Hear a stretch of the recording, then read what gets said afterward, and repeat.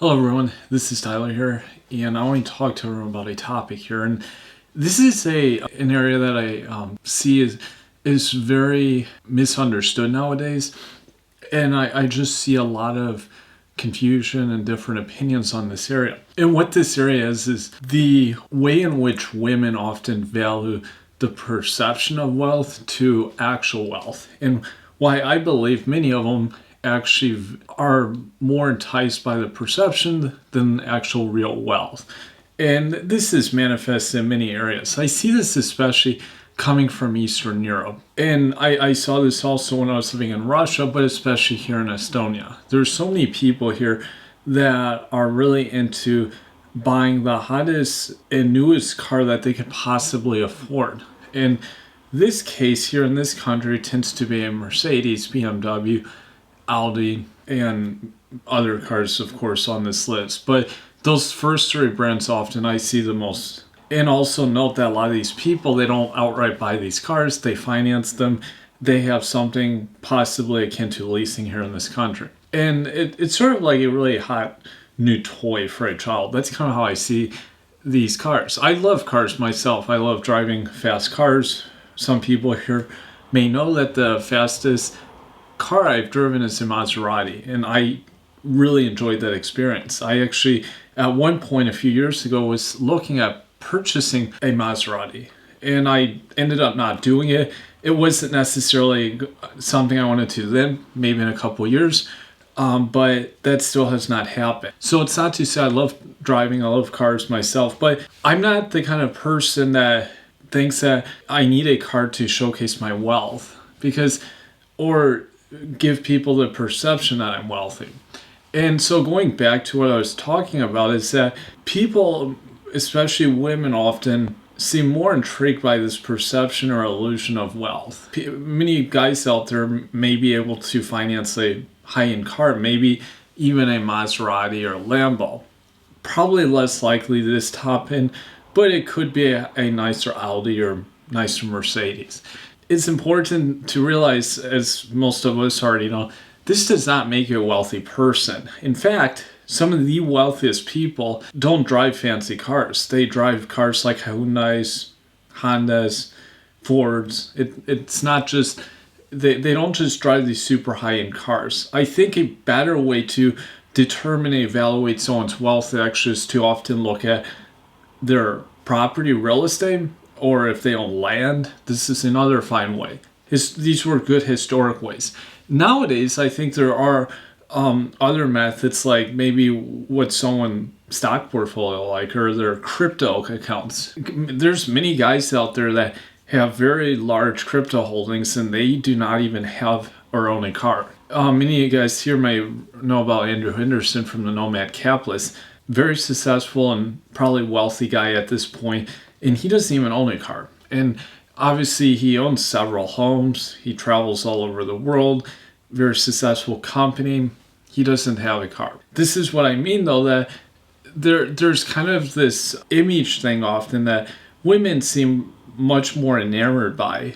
They would rather have that sort of status item, and that would mean more to them often than, say, a guy that had a really large crypto account or had even a few nice homes, not super luxurious homes, with very valuable land. The fact that, say, someone who has a very basic home puts on very valuable land, it's obviously not going to be as impressive as a person who has a really luxurious mansion, even if it's really low value land. And that's what I mean. It's all this kind of perception, this whole image thing, the image of wealth. And there's nothing wrong with an image of wealth. Of course, many successful people also do drive very nice cars. No question about that. As I explained before, with all the financing options nowadays and ways to collateralize other things to buy these types of items. And women often seem really intrigued by these types of things, which there's nothing wrong with it. Some people here may not know this. Like, I live in Estonia. There's many people who drive very nice cars here, and I've never been invited by any person to ride in their vehicle here. Never. I mean, there's many of them, and I don't no invitation. I've seen many beautiful girls, women in these nice cars, maybe driving, typically just passengers. I've never received an invitation. Really, I don't care, honestly. It doesn't matter to me.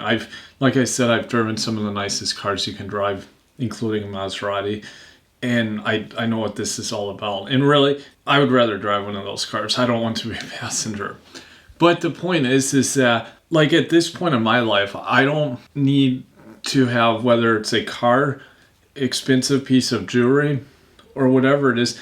I realize that those are often just statics of wealth. Maybe the person's not even wealthy. We see this with many of these black rappers.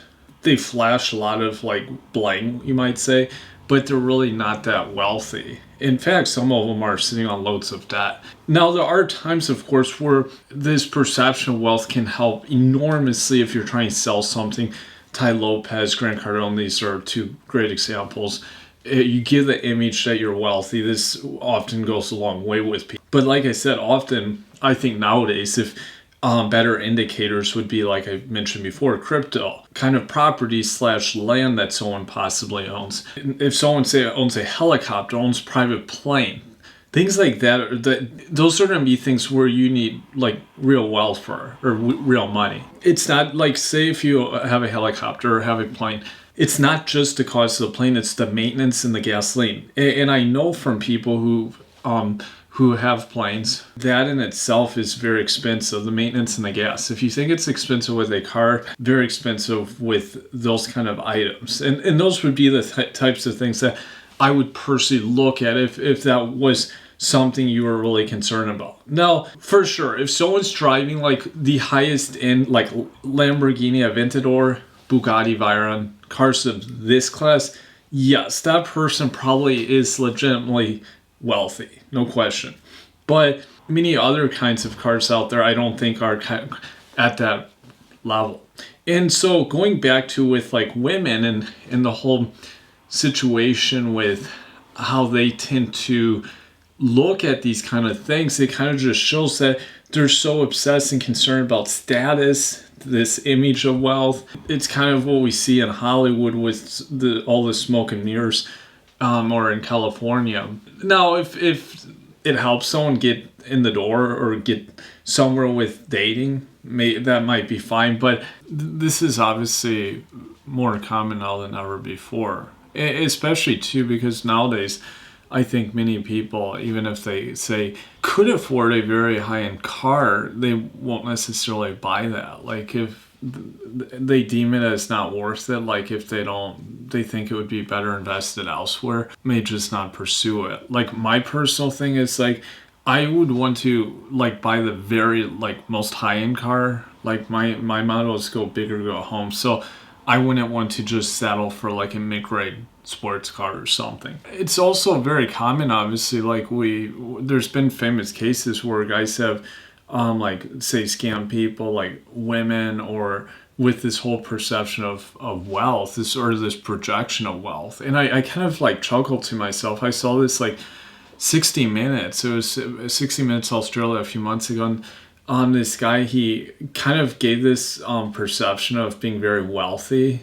He wasn't. But there was like another guy also, I think in Europe, who did this. Oh, even this famous Italian, I can't think of the actress's name off the top of my head. I think it was Hathaway. Okay, so the guy in Australia from Australia, he was conning these women, and then this other guy in Europe, I can't remember the country he was from. I think he was from England. But these women were like acting as if just putting all the blame on him, on other things apart from themselves. And what I saw though in all of these guys is it was such a fabricated image to actually believe this. And it just shows. I mean, like the guy in Australia had done this several times. I mean, all of these guys ended up getting millions from these women. It just shows the naiveness and just inability to look at more substantial aspects of the person. And I'm sure even a somewhat smarter guy would have been able to discern these guys were totally fake. They were fabricated. But of course, women, like I said, they look more at that whole projection of status, the appearance of wealth, rather than examine the person closer. Also, too, they don't think that these are the byproduct end of the rainbow, so to speak, of whatever success the person's achieved, whatever the kind of area that they're working in. It's like a reward. And that's funny. The funny thing often with women, they don't really look at it that way. They just look at the end product. While a guy would probably be like asking them, what exactly are you doing? Like actually examining closer, and they most likely would figure out, okay, this guy's totally con man. He's not, none of this makes any sense. They haven't really earned this. This is just just a showpiece, basically, to try con these people. Because people are often much easier to con, especially within wealthy circles, or not necessarily super wealthy, but wealthy, but also super wealthy circles, if those people themselves also look wealthy. Like a very average or below average looking guy that had like a $50 million crypto account and maybe owned like very expensive land or something, but lived in a very discreet manner, didn't like show it in any way, just live in what appeared to be a very average manner. Most likely, this kind of person would not be able to do those kind of con jobs with those women, because they don't really project it in any way. And often also, if they didn't have, say, very dynamic personality, or they didn't have a very entertaining way, and that's not necessarily just with women, that could be also with like getting into circles with men. Often if you don't have that, even the projection of that lifestyle, you probably won't be invited into those kind of circles and won't be able to pull those kind of con jobs. But that's kind of how this works. I mean, it shows too kind of how shallow some of these wealthier people are, that it's just so much about this whole image thing. And so really, I mean, when I see these con jobs pulled off on these people, I don't really care, honestly. Like I saw this one Canadian guy, it was back like a year ago, everyone was talking about this. He got like screwed over in this whole divorce thing. He really wasn't married to the woman. He came from a very wealthy, I think, prominent Jewish family of Canada. This guy, I didn't feel bad for him. I mean, he has to pay for the next 10 years like $6 million.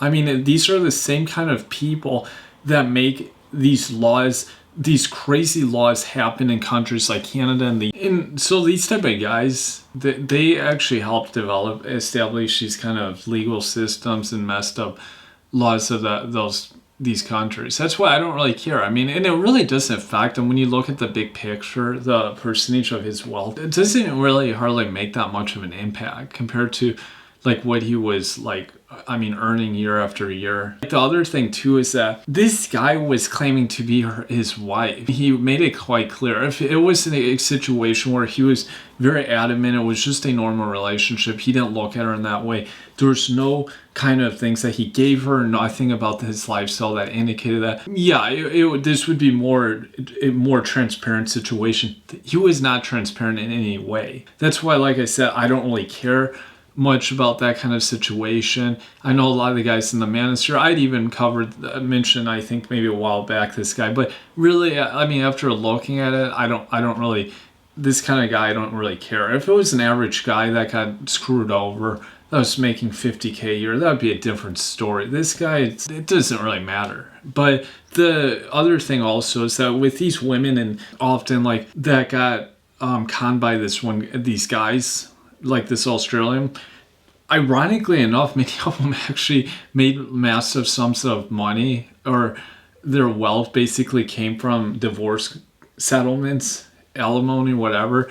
And so it was kind of ironic that basically they kind of con their way into receiving large amount of wealth from their ex-husband, and then basically then gave that out to another guy. It's kind of like the way in how life works often. As that saying goes, karma often comes back to haunt, and that's kind of how I see these situations play out. But and as I mentioned before, they often are so obsessed with the perception of wealth, more so than actual wealth. And I see that especially so in places like Eastern Europe and Russia. You see this. You watch Russian shows, you'll see this all the time, this kind of mentality. It's very shallow. I think it's actually kind of low IQ also. It's not a very, I don't think it's a very intelligent mindset, because it often, there's much that it overlooks, and flashy objects often, as we know, decrease a lot in value, and they become quite worthless. Even look at people who own very expensive land. They'll destroy like a home or a house. In Canada, for example, there are many Chinese buying up like houses with land and just demolish the house, or just let it go to the wayside, because all they're buying is the land. They don't care about like the value of the house itself. And I think this kind of illustrates the point. And also remember this, those fancy objects that people are buying, it's not to say that there are certain objects. I mean, there are certainly like certain watch brands, and Rolex, and that's one of, there's like Hublot Genève. In these, some of the very high-end watches do go up in value over time, kind of like artwork. If you buy like a high enough class of watch, certainly there's ones, or at least maintain their value. They can actually be great investments. When we look though, where the real value is just kind of like buying a house with very good land. I've always mentioned this, like a business, it's all about the real estate. It's the company, it's the brands. It's like the Ferrari, the Lamborghini, Mercedes, Bugatti. It's the brand itself. That's where the value, or the sense of value that people derive in their heads. And it's the same thing when people buy very good land, even if it's a so-so home, or they have a very, it may not be a very fancy kind of business, but it's a very reputable brand that makes very good profit. It's the same thing here. It's all about the brand, and that's why it's always best focus more on acquiring real estate, and that's where the real potential is. Fancy brands obviously kind of like a certain identity. It's in some ways can be like a religion for people. They use this to identify. And that's why, I mean, when we look at how much children get obsessed with like certain toys or brands, they win for Christmas or birthday. I mean, even little kids now they get really into Apple products and stuff.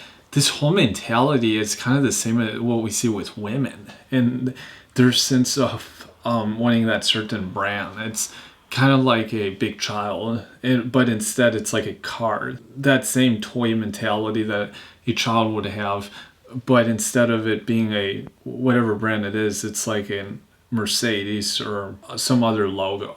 And that's kind of how the parallel there. But at points it can obviously serve you, it can get you through the door. But I wouldn't recommend to use that as something that you have to fall back onto. If a gal values it that much, it may also show a person that's both very shallow and that is kind of stupid. That's my take on this area, and I look forward to your feedback below. Thank you.